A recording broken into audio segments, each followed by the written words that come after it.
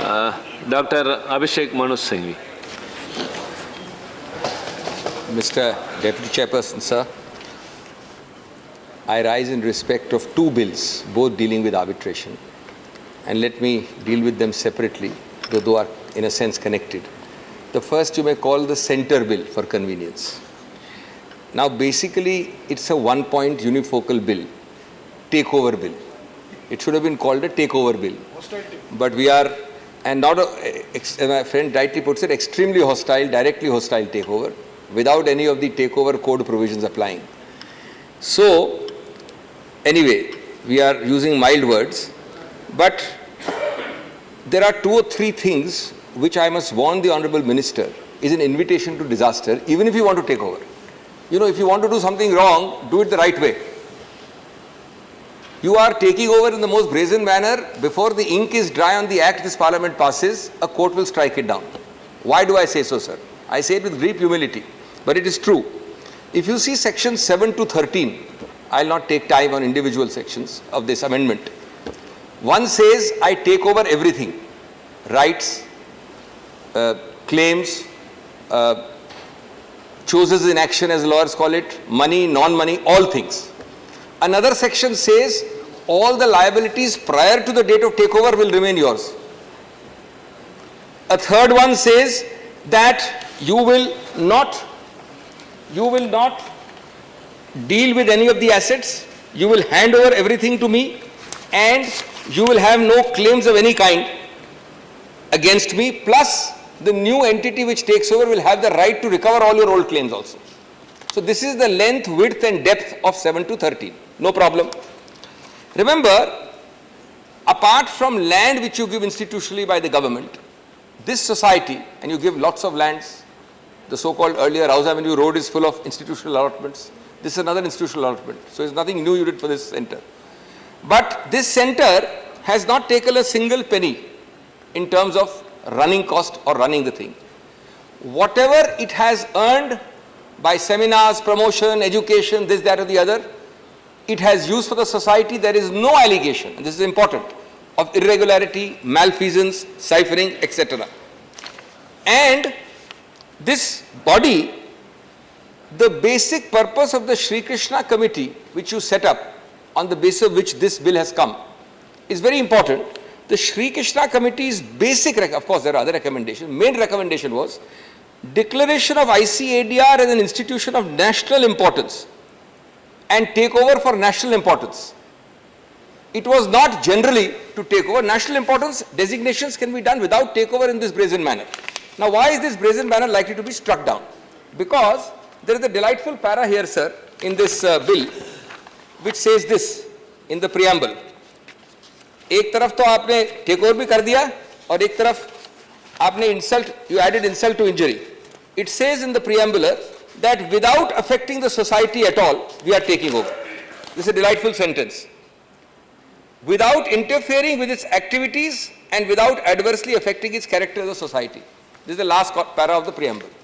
So what you are doing is, you are making Denmark without Hamlet. Prince of Denmark is there, he has no umpire. King has nothing, he's a hollow thing, but you say, we have not touched you. We've taken away everything which you have around you, but we have not touched you. So, society is an empty shell, it has nothing. Now, sir, there used to be an article in the Constitution in the old days called 19(1)(f), right to property. And in lots of reasons we deleted it. But we forget that right to property is still a constitutional right. It is not a statutory right. There are various levels of rights. The highest is fundamental, highest is basic structure. Next highest is fundamental right. Third highest is constitutional right. Then below that is statutory right. Below that is regulations and rules and regulations. When we took away 19(1)(f), later on we took care to enact 300 capital A, which says you can't take away my property without authority of law. Now what does law mean? Law doesn't mean a paper law. Please see your section or clause 27 in the amending act. You have provided for a takeover, and to add insult to injury, you have said, assessed by any agency, that is the compensation of the money, to be assessed by any agency authorized by the CAG in such manner as may be specified, and any payment on a claim to be made shall be settled between the society and the central government under the auspices of the CAG. Now, sir, when you take over is not per se illegal. You normally have an independent machinery, a outside commission, a retired judge. By evidence led, you have an assessment of the compensation. What you are saying is society and government will agree and the CAG will supervise and you will pay him some pennies and then get lost. Sir, this is bound to be struck down as an expropriation, as a takeover without due process of law, as a non-compensatory, without any procedure, arbitrary, etc. Therefore, please amend it to save your own act. You may get it through the House, but you will not get it through the courts.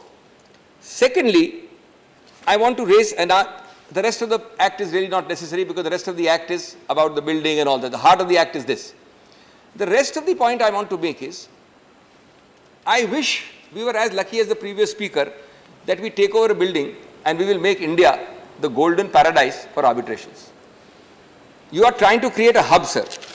India, you have to address the larger issues which you have not addressed. Why is India languishing for years and decades not as an arbitration hub? I talk of India, I talk constructively, I am not talking of this or that government. Why, for example, there are three best known institutions are ICC Paris.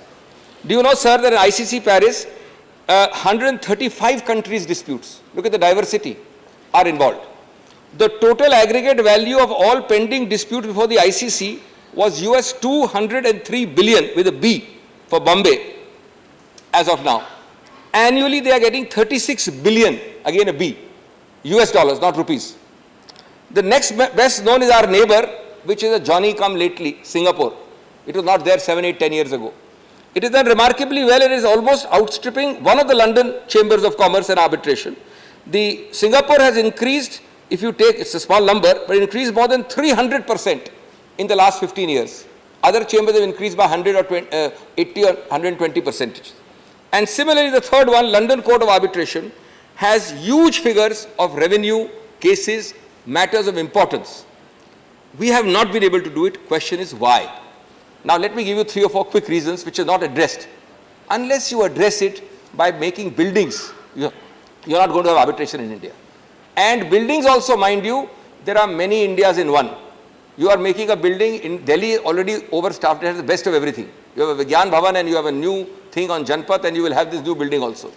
But it is the Coimbatores, the Jalandhars, the Bellaris, which by the way have more Mercedes and Bentley than Delhi, which need an arbitration center. They need an arbitration culture. Kanpurs. That's where disputes are decided.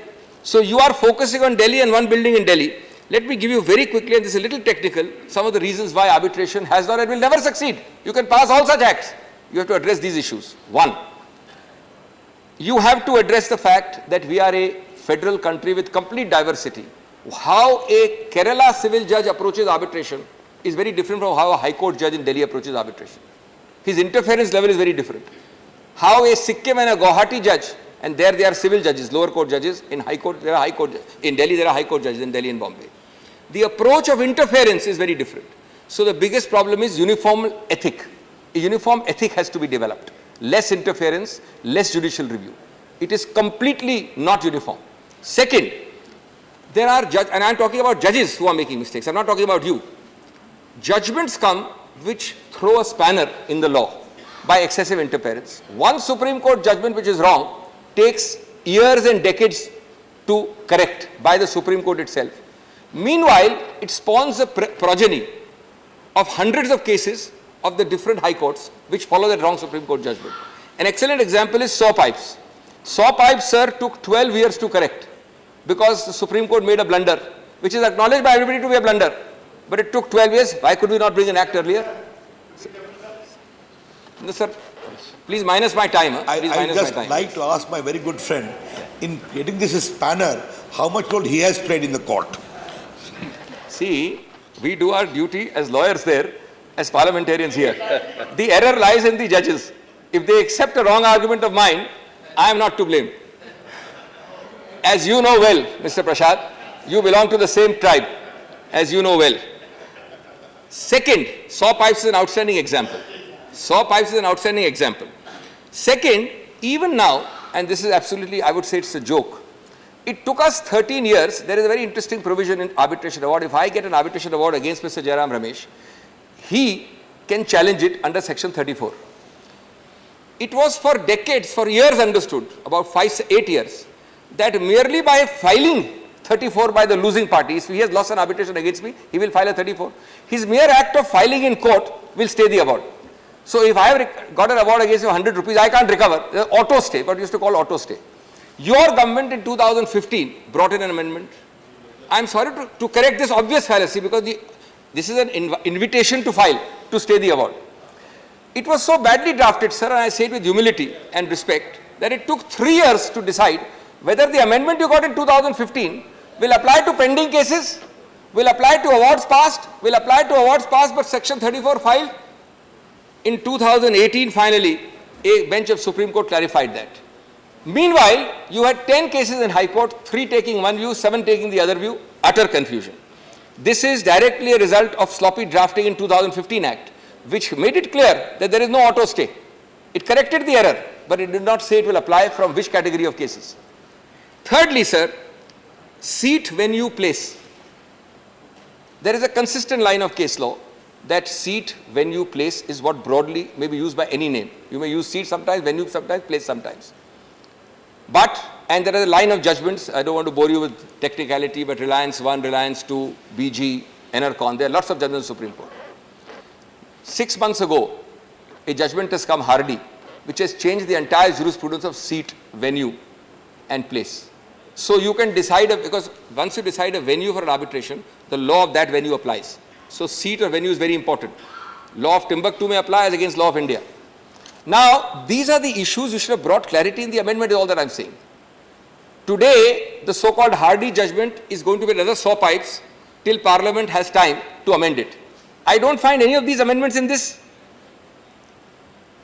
29A, you have amended. 29A is that time limits are put. Now, there are 3 points I want to make, sir, very quickly on this. 1, previously time limit was 1 year flat, but 1 year was counted from the date when the arbitrators entered into the reference. Then there was one extension of 6 months allowed by consent of parties. And then there was the catch-all trap, which you have still not plugged. After 1 year plus consent of parties 6 months further, you could approach the court for extension. No time limit was put there. Now you have changed that 1 year to mean 6 months first for completion of pleadings and then 1 year. So actually you have given more time. You have not tightened it, you have loosened it. Second, most important, you have not plugged the loophole of court approaching. Do you know that an extension of 6 months for arbitration may take 1 year to decide in the court? This is what our system is, because we have got 33% vacancies in the High Court, 25% vacancies in the trial courts all over India put together. So, if you apply for a 3-month extension, you may take 8 months or 6 months in the court to decide whether 3-month extension will be given or not. Now, you have still not put a plug on 29A on the court's time limit, sir. 29A5 allows extension, but, and this is not now, this is from before. In your earlier thing also you should have put a plug on this. Sir, another point, my 6th point is that the most famous institutions are ICC, Singapore, LCIA, London. A few others are trying to pick up. Sir, I don't find any of them to be Sarkari. Here you have made this grand council of 7 people, 5 of whom are Sarkari. 4 are Sarkari, 1 is semi-Sarkari, because that one is a representative of an industry association. So 4 plus 1 plus 2.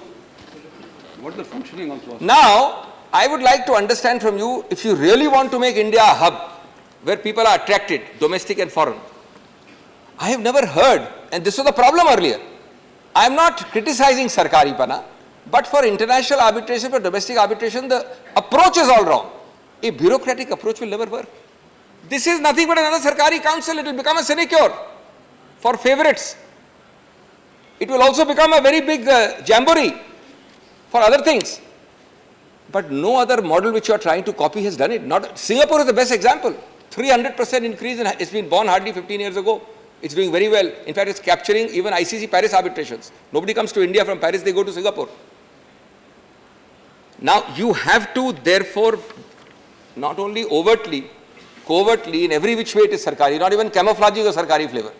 I don't think bureaucrats' job, if you are talking of ease of doing business, if you are repeatedly using the famous Modi ji slogan, the business of government is not to be in business, well, jolly well, it should not be the business of government to be in arbitration also. Sir, the next point is a very interesting provision, 42B. I think you should check with your finance minister on this.